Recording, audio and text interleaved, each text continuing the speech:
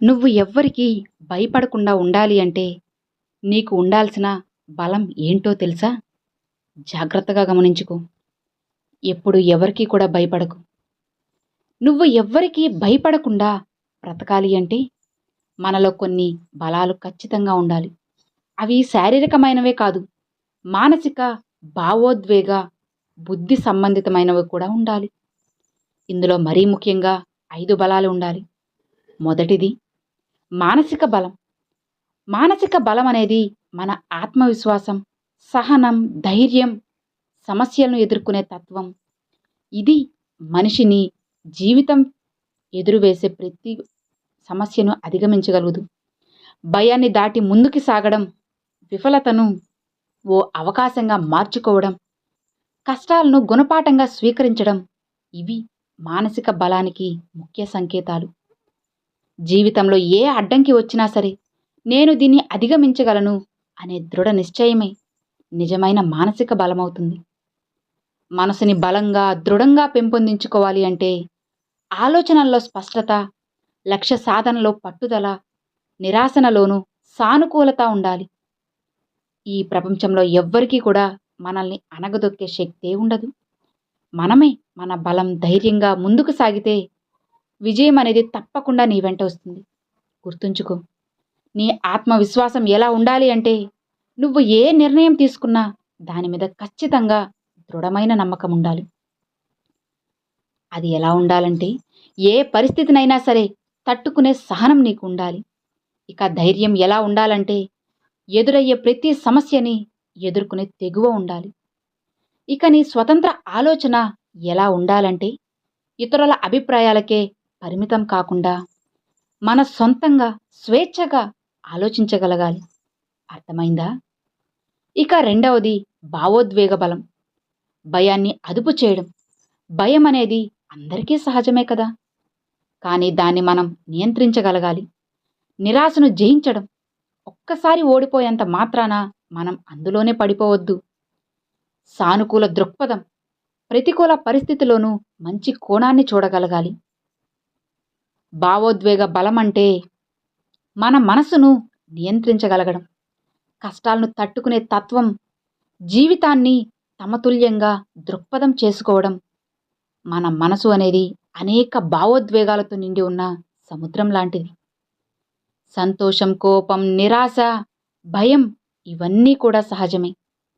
కానీ వాటిలో మునిగిపోకుండా మనల్ని మనం అదుపులో పెట్టుకోవడమే కదా అసలైన బలం అంటే. ఎన్ని మబ్బులు కమ్మినా సరే ఆకాశం ఎప్పుడూ కూడా నీలంగానే ఉంటుంది. మన జీవితంలోనూ కష్టాలు ఎన్ని వచ్చినా సరే మన నిండుదనాన్ని మనం ఎప్పుడూ కూడా అస్సలు కోల్పోవద్దు. బాధలో కూడా ప్రశాంతతతో ముందుకు సాగగలిగితేనే కదా ఇక అది నిజమైన భావోద్వేగ బలమవుతుంది. నిరాశలోనూ ఆశను చూసే దృక్పథం, కోపాన్ని ఓర్పుగా మార్చుకునే సహనం, బాధను బలంగా మార్చుకునే ధైర్యం, ఇవి ఉన్న వాళ్ళని ఏ దురదృష్టము కూడా అస్సలు దరిచేరలేదు. మనసుని సరిగ్గా నియంత్రించగలిగిన వాడు ప్రపంచాన్ని ఖచ్చితంగా జయించగలుగుతాడు. గుర్తుంచుకోండి. ఇక మూడవది శారీరక బలం. ఆరోగ్యమైన జీవన శైలి. శరీరానికి శక్తి లేకపోతే మనసుకి బలం ఉండదు. స్వీయ రక్షణ నైపుణ్యం అవసరమైనప్పుడు మనల్ని మనం రక్షించుకోగలగాలి. శారీరక బలం అనేది మన విజయానికి పునాది అవుతుంది. శక్తివంతమైన శరీరం ఉల్లాసమైన మనసుకు దారి చూపుతుంది. శరీరం అనేది ఒక ఆలయం లాంటిది. దాన్ని ఆరోగ్యంగా, పరిశుభ్రంగా ఉంచుకోవడం నీ బాధ్యతే కదా. ఆరోగ్యకరమైన ఆహారం, వ్యాయామం, విశ్రాంతి ఇవన్నీ కూడా మన బలాన్ని పెంచే ఆయుధాలు. శక్తి ఉన్నదానికే కదా ఎక్కువ కష్టాలు కూడా వస్తూ ఉంటాయి. నిజమేనా? శక్తి ఉన్న వాటికే విజయం కూడా లభిస్తుంది అని తెలుసుకో.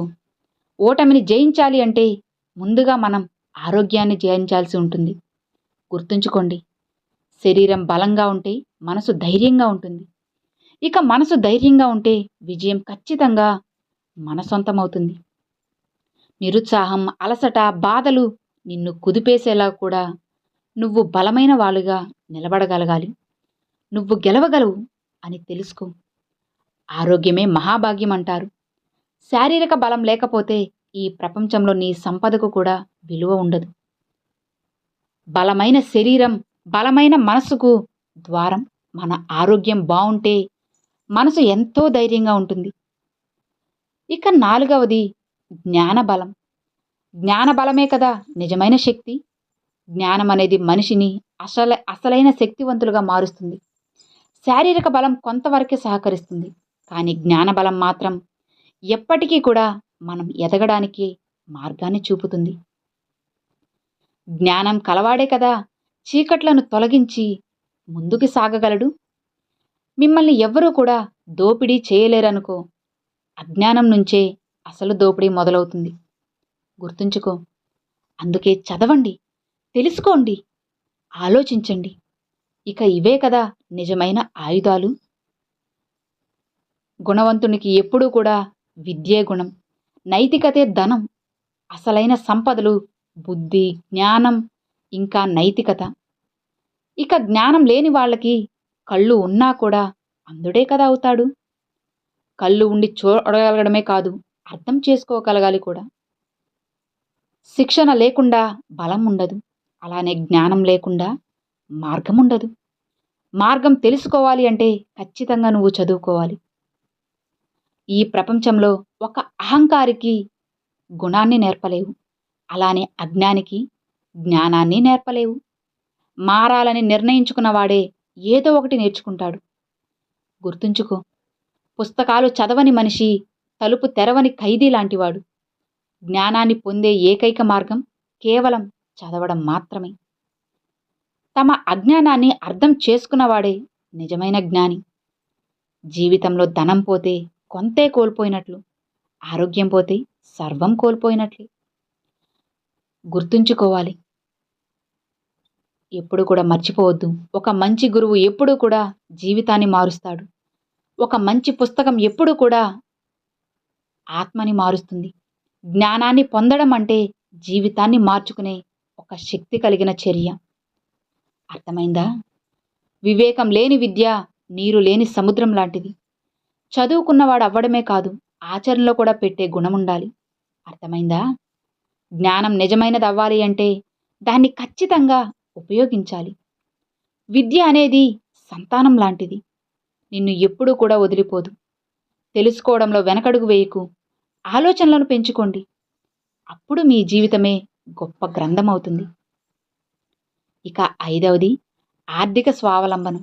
మనం ఎవరిపై కూడా ఆధారపడకుండా బ్రతికేలా సంపాదించగలగాలి. పరిస్థితులకు తగినట్లుగా ఆదాయం, అలానే ఖర్చులకు తగినట్లుగా నియంత్రించుకోవాలి. సొంతంగా సంపాదించడం ఒక గౌరవం. పొదుపు, పెట్టుబడి, ఆదాయ వనరులను పెంపొందించడం నీ భవిష్యత్తుకు రక్షణ. దీనికోసం కష్టపడు, నేర్చుకో, ముందుకి సాగు. అప్పుడు నీ జీవితం ఎంతో బాగుంటుంది. అసలు స్వతంత్రతకు అసలైన అర్థం ఏంటో తెలుసా? ఆర్థిక స్వాతంత్రం మనం సంపాదనలో స్వయం సమృద్ధులమై అలా అయితేనే నిజమైన స్వేచ్ఛను అనుభవించగలం. మీ కాళ్లపై మీరు నిలబడండి. ఎప్పుడూ కూడా ఒకరిపై అస్సలు ఆధారపడవద్దు. అర్థమైంది కదా? Thanks for watching friends.